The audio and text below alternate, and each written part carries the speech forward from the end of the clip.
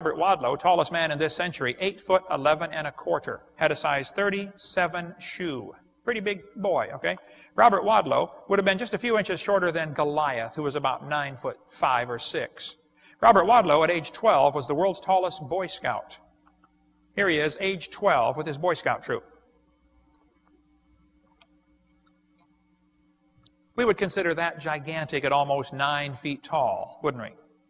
But I think before the flood, they got even bigger than that. Here's a skeleton of a man 11 foot 6 inches tall. Well, long, not tall. He's laying down now. 11'6". How'd you like to have one of those guys on your basketball team? Well, UT would be the champs from now on, wouldn't they? 11 foot 6. Now, sometimes the women get upset with me and they say, Hovind, you said that was a skeleton of a man. Maybe it was a woman. Well, I taught biology and anatomy, okay? I happen to know how to tell the difference between a male and female skeleton. It is not the number of ribs. Only Adam was missing a rib, and only for a short time. Because there's only one bone in the human body that'll grow back if you take it out. Your lower rib will grow back if you remove it. You know, lizard's tail grows back if you cut it off. The lower rib will grow back if you take it out. Well, you'd almost think God knew what he was doing if you didn't know better. But anyway, there are two ways to tell the difference between a male and female skeleton. One way is to look at the feet. If they're pointed toward the mall, it's a woman. The other way is to look at the process on the temporal mandibular joint. If that joint right there is worn out more, it's a woman. One lady said, that's because we have to tell you men everything twice. You don't listen first time. Guilty, guilty. Tallest man today, it was 8'4" when this picture was taken. I've been told he's now 8'7", living in Ukraine. Pretty good sized boy. 8'7", big hands. There he is trying to use a cell phone. That'd be tough, wouldn't it? Roman Emperor Maximus was 8'6", 2,000 years ago, where we get our word maximum from. A 9 foot 8 inch skeleton was found in Indiana. 2 skeletons 9 feet tall, found in Virginia City. Every skeleton found in this mine, in this burial mound in Louisiana, 20 skeletons were found, all of them 9 feet tall. Skeleton 10 feet tall, found in Humboldt Lake, Nevada. And in Guam, they have a legend that the giants used to live on the island of Guam and built these big latte stones over there. In Indiana, 8 giants were found, ranging from 8 to 9 feet long, wearing heavy copper armor. The museum was not interested in them.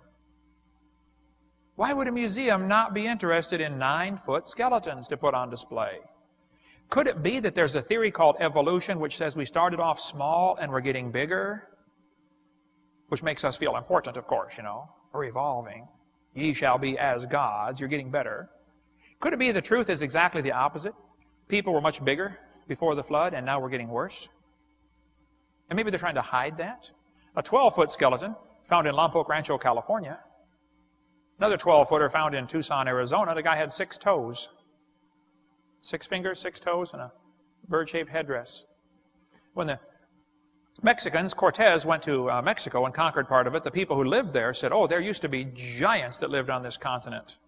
They brought a bone of one of these guys out. Just the thigh bone was as tall as Cortez. Just the thigh bone. And he said, I'm a man of good size. He said, I'm a good-sized guy, and this was the same size as me. This is a giant block of rock. Who on earth is moving these things? Consider that's a camel in front of it for scale. Who's cutting and moving these things?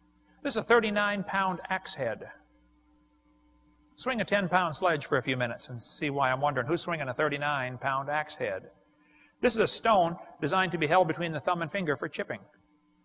The Smithsonian is responsible for hiding most of the discoveries of giant humans. They don't want people to know about these giants because it goes against the evolution theory. This skull used to be on display in Winnemucca, Nevada until a few years ago when they took it down. It's in the basement. You have to specially ask to see it. A giant human skull. Here's a normal human thumb bone. Underneath is a giant human thumb bone. This is part of a skeleton found at a grave in Turkey right near Mount Ararat. The government of Turkey says they have found the grave of Noah. The skeleton was 12 feet tall. Now that would make his cubit a little bigger, wouldn't it? People say 1 man and 3 boys could never build a boat that size. You didn't see those boys. Hey, Bubba, bring me that tree, would you? Sure, Dad. Where do you want it? We've got a replica of a thigh bone in our museum from a guy that would have been about 13 feet tall. If you meet a guy like that, call him sir. There's an article on the table all about it down here if you want to read more on this one. These jawbones are on display at a hotel in Turkey, 6.5 inches across the TMJs. Any one of you could put your head inside the jaw and bounce it around. Waukesha, Wisconsin, they found a human skull 3 times the size of ordinary humans, found in an Indian burial mound. Giants were on the earth in those days. That's what the Bible says. There were giants here. Well, the Bible says we're made in God's image. Now, if we're made in God's image, why do we pay to teach the kids that this is Grandpa? What is the truth about the cavemen?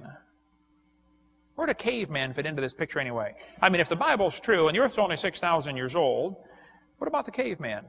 Well, we'll cover that after a quick break. Cavemen coming next.